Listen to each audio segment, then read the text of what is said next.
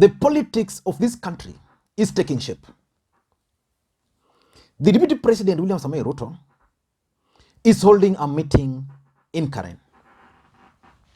The One Kenya Alliance movement of Kalonzo Musyoka, Musalia Mudavadi, Gideon Moi, and Moses Wetangula are in Naivasha. And Raila Amolo Odinga is also in Nakuru County. But in this video today, I want us to focus specifically in the Nakuru event. But before we do all those, if you're watching this channel for the first time, I want you to take a second or two and click the subscribe button so that next time we produce a video like this, YouTube will automatically notify you. And to the subscribers, I want to continue thanking you guys for your continued support. Without that support, this channel cannot be where it is today. I want to thank you so much. And I want to make a request to you to give this particular video thumbs up. Now, Raila Odinga is in Nakuru County. Yesterday at night, they issued a communication through Dennis Onyango, who is Raila Odinga's spokesperson. This is the statement which Dennis Onyango issued. Honorable Raila Odinga will tomorrow, 17th August 2021, speak to the country on important national issues. The address will take place at Sarova Woodlands Hotel in Nakuru. The event is scheduled to kick off at 11 a.m. We invite you to this important function. Now, that was the invitation to the media.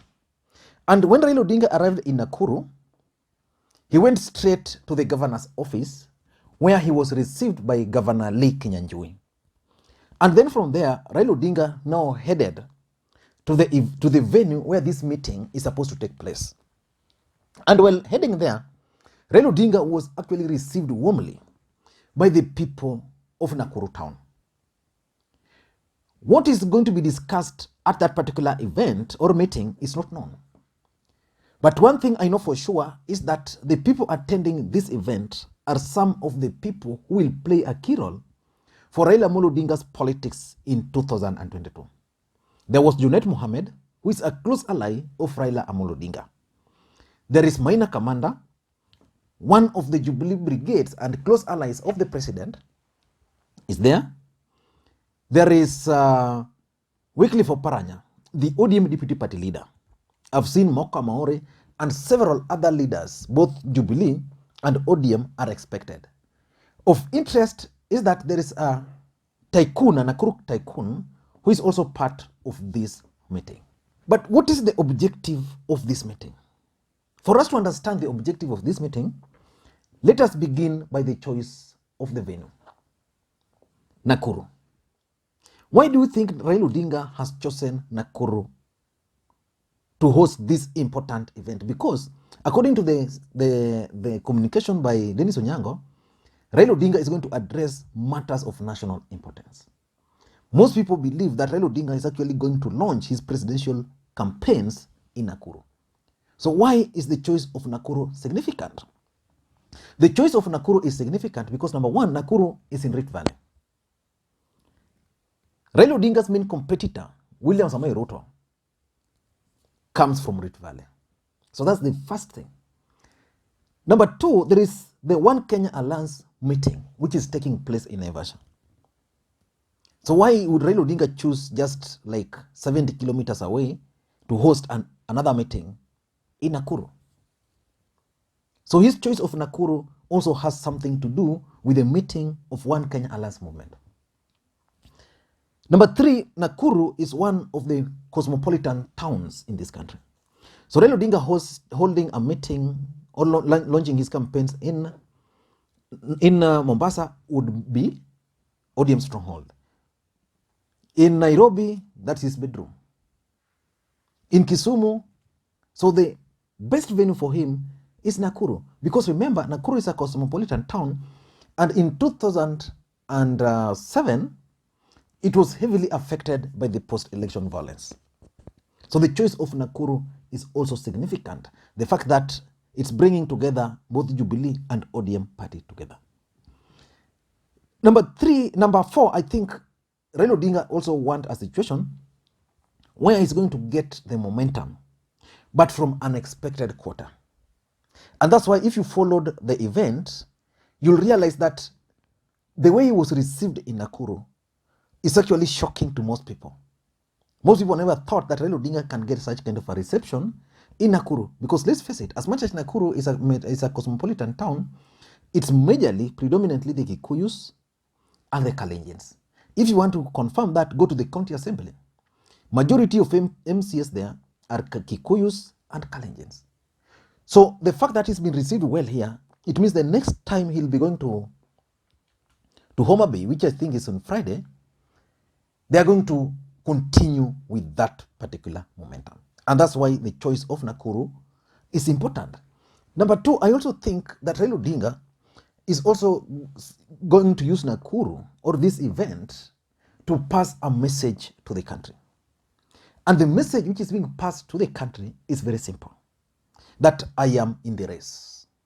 Otherwise, I've seen even the kind of vehicles, the convoy, I've seen the kind of organization, because this event, ideally it was supposed to be private. Apart from Raila Odinga meeting with those people, it's going to be a closed door meeting.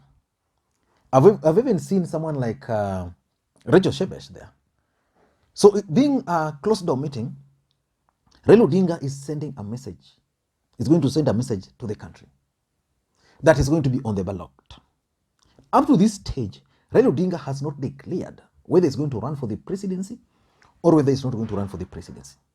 But we all know that President Uhuru Kenyatta is kind of endorsing his bid. So this is going to be the opportunity for Raila Odinga to declare to the country that is going to run for the presidency. Number three, I also tend to think that the other objective of this meeting was to take away the limelight from the One Kenya Alliance movement meeting in Naivasha. This meeting was not really planned per se. It was a last minute. The One Kenya Alliance meeting in Nakuru, in Naivasha, had been planned long time ago. But yesterday, Kenyans were glued to their TVs waiting for the outcome of that meeting in Naivasha, One Kenya Alliance meeting. Today, they were expected to issue a statement on their next course of action. According to the sources, One Kenya Alliance movement are going to announce to the country how they are going to arrive at their presidential candidate. And there were talks that they are settled on December, that in December they'll choose their presidential candidate. But now with Raila Odinga coming to Nakuru, being received like that, the podium already waiting Raila Odinga to make announcement, who will wait to listen to One Kenya Alliance? Even their supporters will be glued to what Raila Odinga is going to say in Nakuru. And that alone will take the limelight from One Kenya Alliance to Raila Odinga.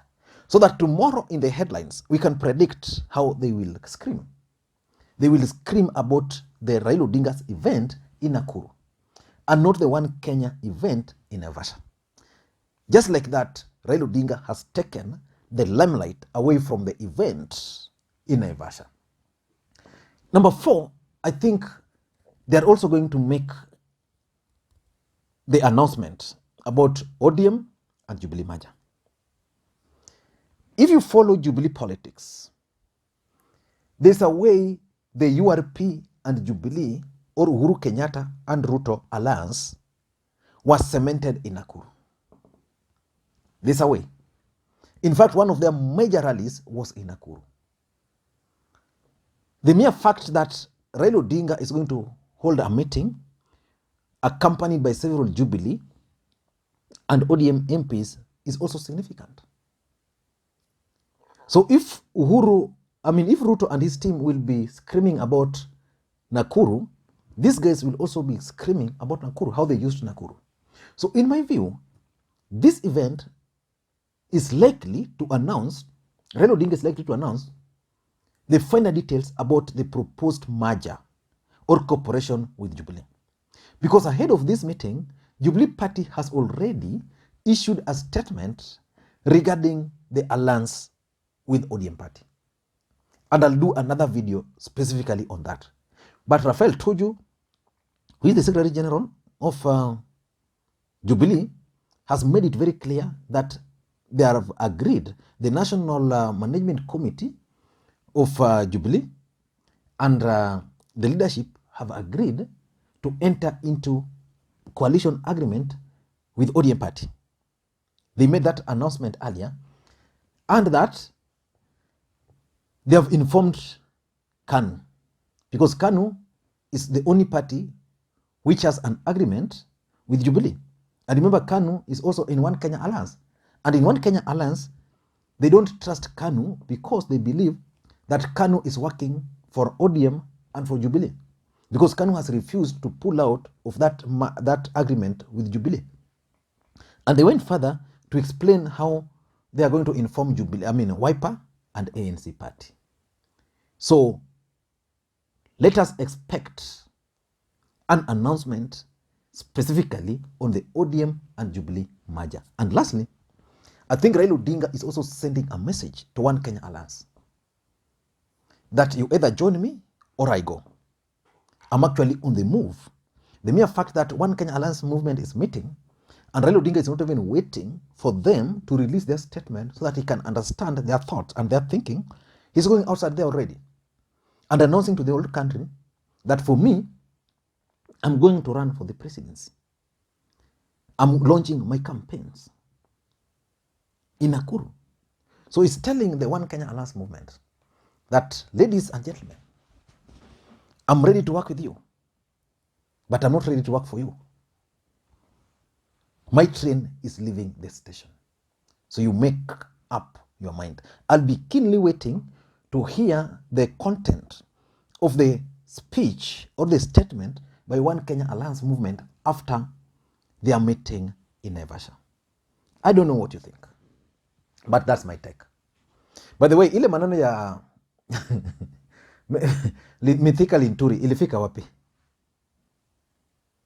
Ilifika wapi hiyo maneno? Because I think Mithika Linturi anaonewa.